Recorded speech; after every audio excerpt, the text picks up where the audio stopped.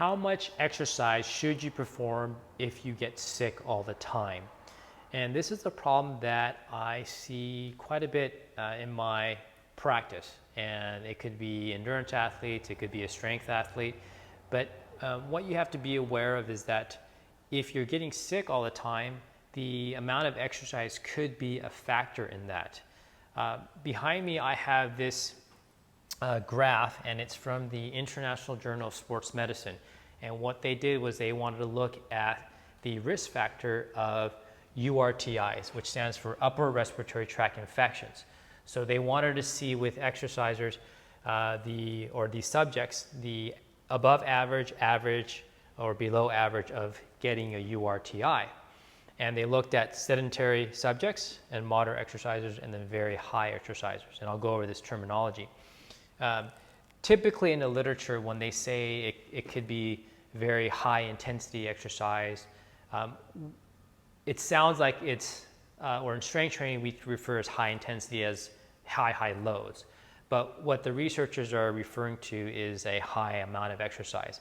So typically in the literature, it'll be talking about ultra endurance athletes, triathletes, runners, and etc. So really it's a misnomer. It should be more high volume type of exercise. And what they showed is that with the risk of URTIs, average risk is someone who's sedentary. So they don't train, they just go to work, they come back, and that's about it. Moderate exercisers, they're looking at a lower risk of URTIs, but the high volume of exercisers, those are the people that have the higher risk of URTIs. And you'll see that if you see people that are training for triathlons or marathons and they're performing high volumes of exercise, they're usually getting sniffles, colds. Maybe it might not go to a respiratory tract infection, but they tend to bounce in and out of colds all the time and being sick all the time. And that's because of the volume of exercise. So if you're that person that's getting sore throats all the time, or you're getting chills and fevers every month, every 2 months you're taking antibiotics, there's something going on with your amount of exercise. So for most people in general, I say, look, you should probably reduce your volume by about maybe a third, 30%. So if you tend to be that person that's getting, the infections, or you're getting sick all the time, reduce by 30%.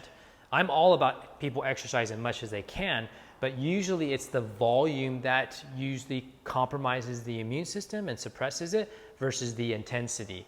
So if you look at the volume, let's say, just to keep the math really simple, if you have a runner who's running 9 miles every single day, well, backing off by 30% would be, instead of running 9 miles every single day, have a few days where you only run 2/3 of that, 60% of that, which would be about 6 miles a day. Maybe there's another that you back off and go only a third, so 3 miles a day. That way your volume is not constantly high. For those of you that are gym rats, that you're in the gym all the time, again, keep the math easy. Not to say people are performing 30 sets in the gym, but a lot of people do. So if you're performing total of 30 sets, you're basically reducing the volume by about a third. So instead of doing 30, you're doing 20 sets in the gym. Obviously, that's going to cut down the time in the gym, but the volume decreases dramatically. So that's the key thing, is reducing the volume, and then that takes the tone or the stress out of the immune system, and you're not suppressing it all the time and taxing the system.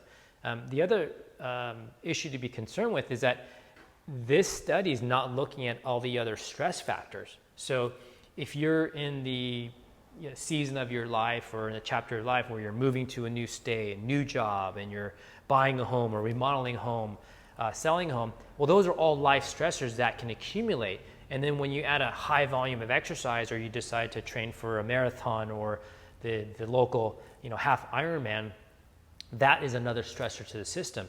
So that will further suppress the immune system and then predispose you to getting colds, flus, viruses, whatever else that could be going around. So in the grand scheme of things, if you're not sure, then just reduce your volume by a third, still work out hard, and that'll help reduce your risk factor for URTIs or colds and sickness throughout the season.